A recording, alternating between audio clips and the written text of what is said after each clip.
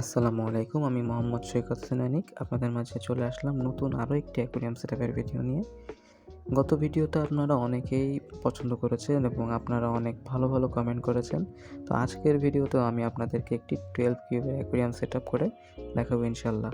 সকলে ভিডিওটা না টেনে দেখবেন, আশা করি আপনাদের অনেক বেশি ভালো লাগবে। আজকের ভিডিওতে আমরা একটা লোটেক অ্যাকুয়ারিয়াম সেটআপ করব, যার জন্য আমরা নিয়েছি একটা 12 কিউবের অ্যাকুয়ারিয়াম এবং একটা মোটামুটি ভালো মানের একটা লাইট। ভিডিওর এ পর্যায়ে আমরা অ্যাকুয়ারিয়ামের নিচের লেয়ারে মাটি দিচ্ছিলাম।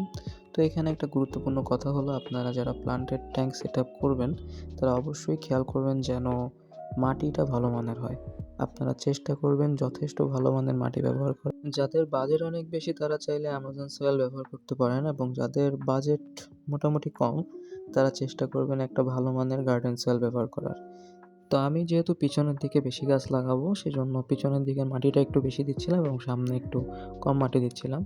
তো আমি মাটির সাথে রুট ট্যাপ ইউজ করব।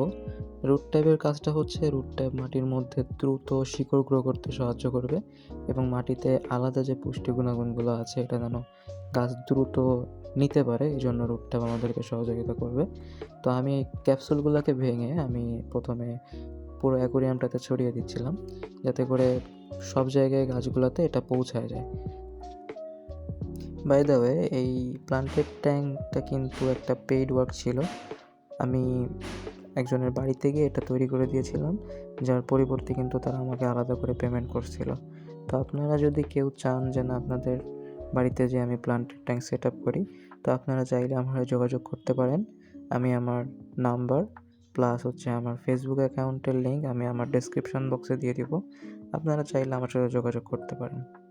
রুট ট্যাপ দেওয়ার পরে আমরা মাটিটা নাড়াচাড়া করে দিচ্ছিলাম সবখানে, যেন এটা দ্রুত ছড়িয়ে যায়, এবং মাটিটা লেভেল করে দিচ্ছিলাম।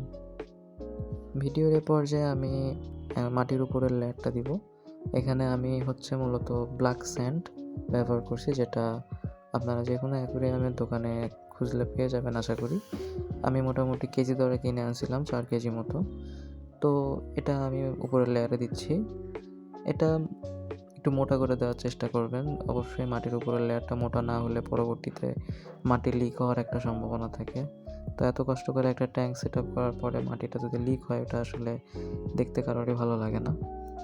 তো এবার আমি সব জায়গাতে বালি দেওয়ার পর আস্তে আস্তে হাত দিয়ে লেভেল করে দিচ্ছিলাম, যেন সব কোণাতে বালিগুলো পৌঁছায় এবং কোনো জায়গাতে গ্যাপ না থাকে, তাহলে আবার মাটি বের হয়ে আসবে সেজন্য। তো এবার হচ্ছে আমাদের স্কেপিংয়ের পালা। স্কেপিংয়ের জন্য আমরা 2টি ড্রাগন স্টোন এবং অল্প কিছু রিভার স্টোন আর একটা বগট ব্যবহার করছি, একদম সিম্পলের মধ্যে একটা গর্জিয়াস লুক আর কি। তো আমরা আজকে এই ধরনের গাছগুলো ব্যবহার করব। তো গাছগুলো আমি একবারে লাগিয়েই ভিডিওতে দেখাচ্ছি। গাছ লাগানোর পরে আমাদের অ্যাকুয়ারিয়ামের লুকটা হচ্ছে এরকম। মূলত আমরা গাছ লাগানোর যে শটগুলো এগুলো নিতে ভুলে গিয়েছিলাম, তো এই জন্য গাছ লাগানোর পরে শটগুলো আপনাদেরকে দেখাচ্ছি। তো এবার হচ্ছে ওয়াটার রিফিলের পালা। আপনারা যখনই ওয়াটার রিফিল করবেন, আপনারা একটা জিনিস অবশ্যই খেয়াল করবেন যে ডিরেক্ট পানি দিবেন না। ভিতরে কোনো একটা পলিথিন বা প্লাস্টিকের কিছু একটা দিয়ে আস্তে আস্তে পানিটা ঢালবেন। আর চেষ্টা করবেন কোনো পুরাতন পানি দেওয়ার, এতে করে আপনাদের প্লান্টেড ট্যাঙ্কটা রিসাইকেল হইতে সুবিধা হবে।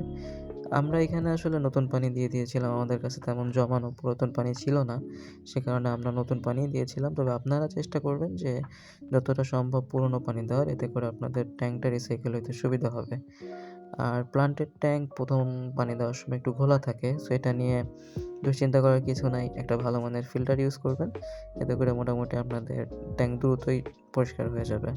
পানি পূর্ণ করার পর আমাদের ট্যাঙ্কটা দেখতে এমন সুন্দর হয়েছিল, মাশাআল্লাহ।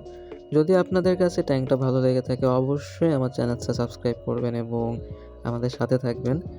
আর যদি আপনারা এর আপডেট দেখতে চান, পরবর্তী আপডেট, তাহলে কমেন্ট করবেন। আমি ইনশাআল্লাহ পরবর্তী আপডেটটা আপনাদেরকে দেখাবো। এবং নেক্সট ভিডিও দেখার আমন্ত্রণ জানিয়ে আমি আজকের মতো এখানেই শেষ করতেছি। সবাইকে আসসালামু আলাইকুম।